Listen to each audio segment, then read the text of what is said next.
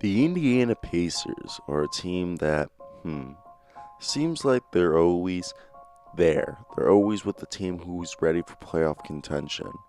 But when push comes to shove, they don't put all the pieces in the right places. They don't come together how they're supposed to. So, how will this Indiana Pacers team do this year? Will they make the playoffs? Will they have a good year? Who will be their main player this year? Who will be their star? That's something we'll talk about.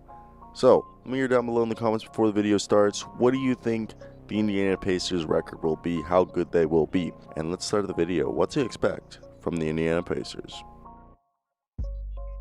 So, I was getting hated on because I didn't like the signing of Steven Siles. I still don't like the Steven Siles, and I said that about the Houston Rockets. I thought it was a terrible signing. While the Indiana Pacers did an amazing job. I love this signing.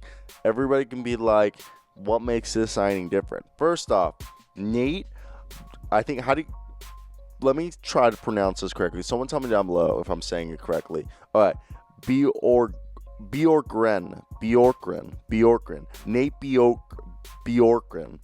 Nate Bjorkgren is a coach who has had a really good career. He started coaching high school ball from 04 to 07, pretty much 6 years after graduating college. He started coaching ball at like 28.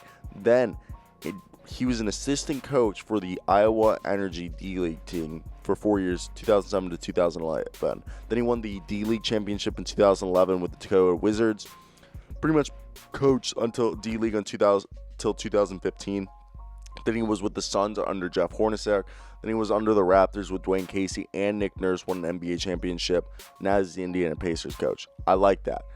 He's gone through multiple coaches. He's won an NBA championship, and he has led a team to a D-League championship. Unlike Steven Siles, this guy has an actual background that I think is accomplished, and he seems like he's a good coach. He's a good team builder. You remember when we were all like, oh my God, they got a steal with Victor Oladipo. Victor Oladipo is on such a cheap contract, and they got such a good player. I don't think that's the case right now. He shot, I know it's only 19 games, but in those 19 games, he shot 39% from the field. His PR was 11.1. I think it was just a bad year for Victor Oladipo. You could tell me that even the year before was still to show that he was declining. Though, I still think 2018 and 2019 was just injuries. The past 2 years have been injuries. I still think Victor Oladipo is a really good player. I think, first off, Indiana Pacers were so smart in getting him because OKC and Orlando had to give him up on him, and they got him. Like, look, I think 2017 to 2018 is Victor Oladipo's peak. Like his peak stats he'll have, and I think he'll get back to that this season.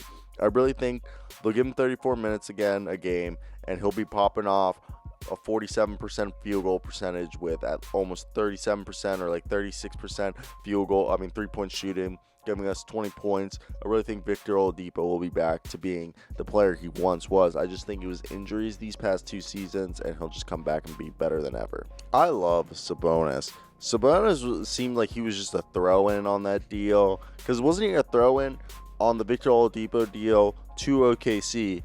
Then he was pretty much a throw-in in the OKC deal to send Victor Oladipo to Indiana, and just look at the player he's become.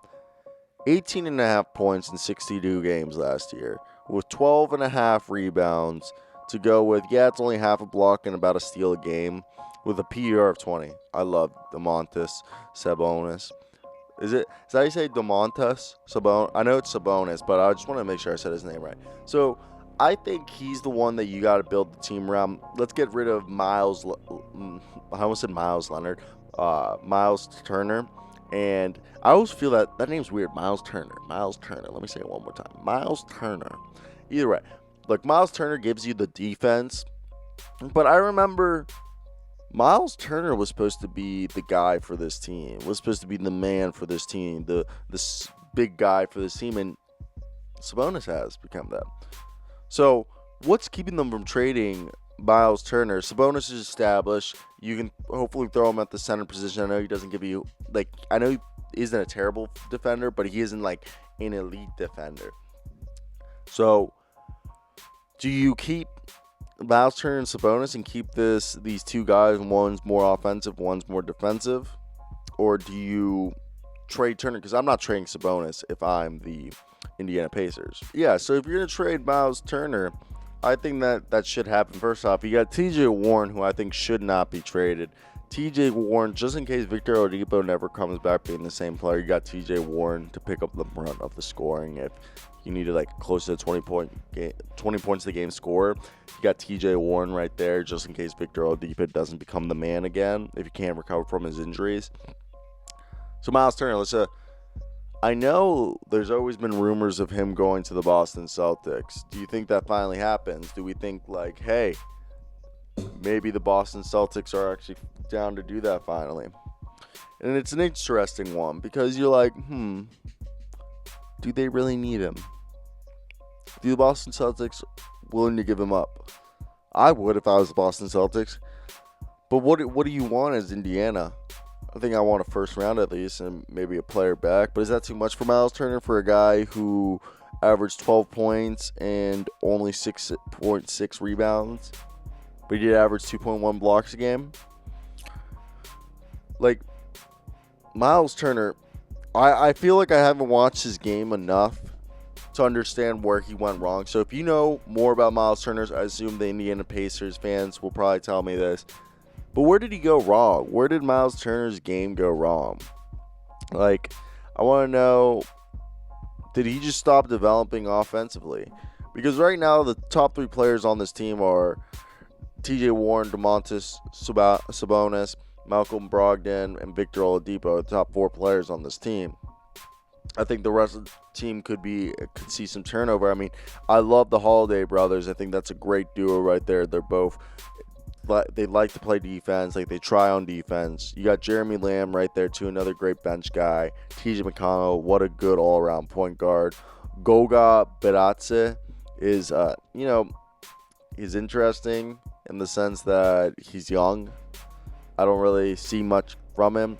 We never really saw the first-round pick TJ Leaf to ever play, so that's another guy that we have not seen much.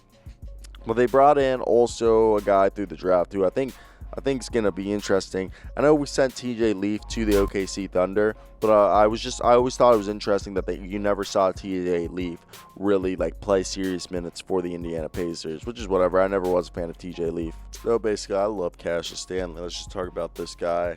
We're at the end of the video, so while we're here, what do you guys think of the Indiana Pacers? I think they're a playoff team. I think they're the 6th seed.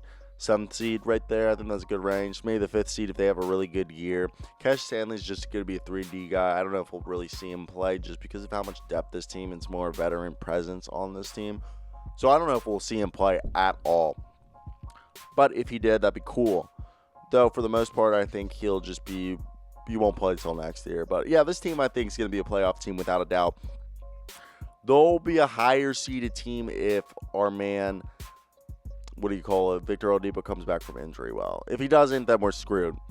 I'm just kidding. He'll still be a playoff team if he doesn't come back to peak performance. Either way, let me hear your opinions down below on this team. As always, guys, I hope you guys do have a great day because I know I will. Till next time, guys. Peace out.